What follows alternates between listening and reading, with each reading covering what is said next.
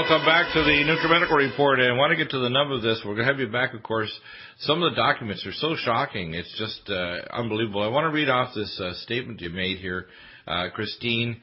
It says, the documents are attached to this email.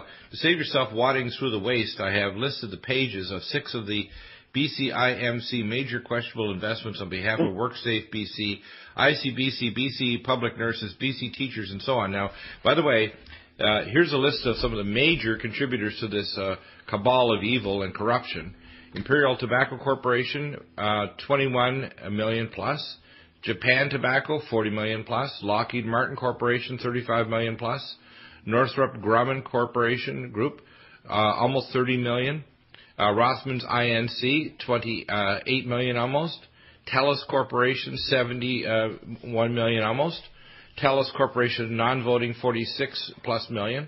And WellPoint Inc., which is the devil among the corporations in the States with the electronic medical record, 13.9 million.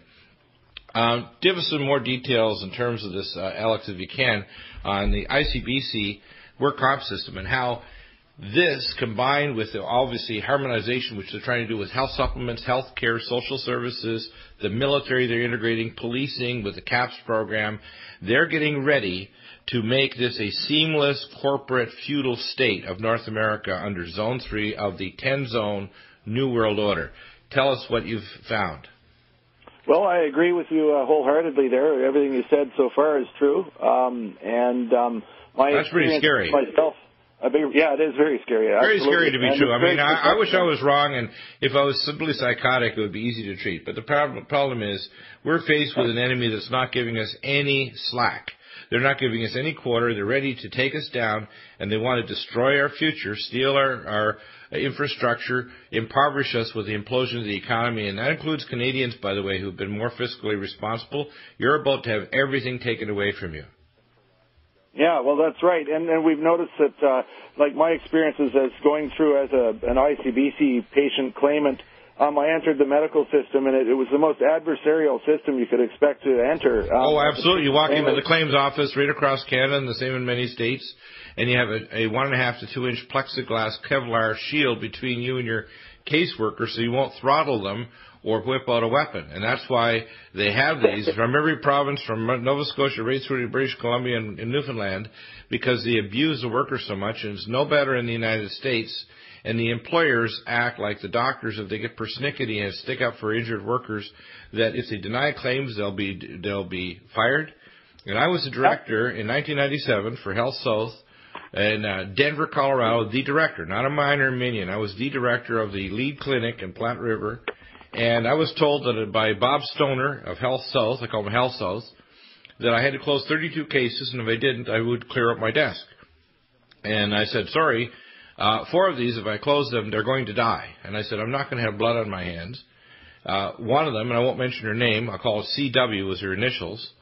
I said she has a spinal cord compression that needs to have neurosurgical decompression. If she doesn't have it, she's going to go into Shane-Stokes respiration or just have a respiratory arrest at night, because of the type of spinal injury she had. And so I called the neurosurgeon. I advised him that he better do surgery because I already ordered the CT myelogram a week after I was fired and had my desk cleared out. I said, he called me back and apologized. He said, I had to do emergency surgery. As you said, you were exactly correct. We'd all missed it, but you found it, that this woman needed emergency decompression or she'd stop breathing. I said, well, I have my integrity intact, and you're still going to operate, because I said, if you would let this woman die, I was going to witness against you and you'd never cut again. That's the nature of the beast. And I can tell you that story has been repeated in my personal career over and over again ad nauseum, of the evil, the abject, from the bowels of the ninth ring of Hades, evil against military personnel and workers in the U.S., Canada. That includes, as Lieutenant Bill Keegan states, it's not just an issue of the rescue workers at 9/11. It's every firefighter. It's every person working in the oil and gas industry. It's everybody working at a toxic plant making dangerous material without proper backflow or protective equipment or proper work conditions so they won't slip and fall and break something. Without safety straps and harnesses and proper air systems. They don't care. And especially in the military, they're the most noxious of all of them. Okay? Please tell us more about this ICBC and the issue with MSP. Okay, so you enter the hospital with significant injuries and insurance interests, and they deny that you have anything wrong with you, send you home. I went 8 times to the emergency department. I showed up the 8th time with aseptic meningitis, so I was almost dead. Yeah. And this is after, by the way, this is after a workers' compensation related accident. Auto accident. Auto accident. I was a passenger going through a green light, earning $10,000 a month in the movie business in the special effects department in Vancouver. Right, so you're working with the big movie industry. A guy ran a red light and blew my skeleton to bits, and so I went to the hospital. I thought, you could go to, like, it's the safety net. You go there expecting proper medical treatment, and they actually made me 1,000 times worse, and I'm still waiting in the surgical queue right now, 10.25 years later after the accident, to get diagnosis and treatment. And they just keep bumping me from one specialist to the next and saying there's nothing wrong, or, oh, there is something wrong, one specialist says, and he puts me in another queue. And it's like, well, you probably don't even have the proper investigations. To give you an example, in provinces that are ridiculous, like Nova Scotia, only, listen to this, only a neurosurgeon can order an MRI scan. Not even a neurologist, not an orthopedic surgeon. If you want to do a MRI of the spine or brain, you have to be a neurosurgeon. That's really...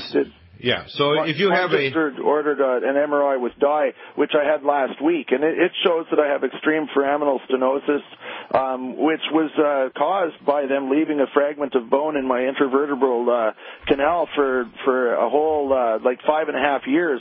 And the only way I got that out was I got away from this little old boys club that was operating out of the North Shore, where they had a densely populated area, so they have doctors that are all working for the province in those. And as you go out to rural regions, their doctors are more ethical, and they'll throw away their medical career here and go work in Guatemala because they got into it to help people. But in the densely populated areas, you got doctors that are afraid of the governing body. And so what happens is, and this is just based on experiences and conversations with people within the system and that are going through it as patient claimants. What happens is they deny that there's anything wrong with you, and they have independent examiners that come up and say that anything that is wrong with you would have been whether or not you got in the accident or insurable incident. Yeah, in other words, the reason why you're paralyzed is because you have a bad attitude. Yeah, well, they basically, he even said that. He even said it was my attitude why I needed surgery, and he said that I had a pre-existent lower back condition. He said that I needed surgery before I got hit by the truck at 55 miles an hour, and then in total contrast to that afterward, in conjunction with a slew of other negative and stereotypical and damaging clinical commentary, he wrote on paragraph 3 of the opening statement of my clinical report that it was because of Alex's own attitude that he needed surgery. Now, here, I want to make an important statement here that connects some dots with here, because we're going to have you guys back. Obviously, this is a big story. It is. This is important that people grasp this. They're looking over here when there's something over there going on. Now, the real issue, you got to know where we're going. Think of the two-party system in America as two sides of the belly of the same snake. We have the Republic crap and the Democrat, but they're both crap. Yeah. And they're both moving like a snake. A snake pushes against itself.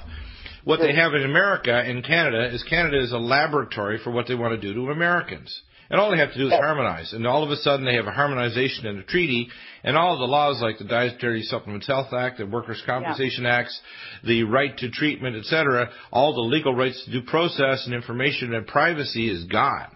Now, when you go in, if you're in Ontario or Alberta or Nova Scotia, you can have a caseworker log on with your work comp number or your health number, and they can know all your records. So if some idiot puts some statement that you're, quote, mentally imbalanced, or you had a period of anxiety after a death in your family or a major trauma, you're stigmatized forever. Yes, and if they say you have a pre-existing condition, you will never get benefits, no matter how injured you are. Yes, you know it. So correct. Yeah, it's obscene. And people need to know this system, by the way, is going to be made seamless with every state in the United States and with every province of Mexico. And pretty soon, they'll have total serfs that they'll put you in toxic waste sites, dangerous industries of the military, and you'll never get proper care. We'll be back in a moment.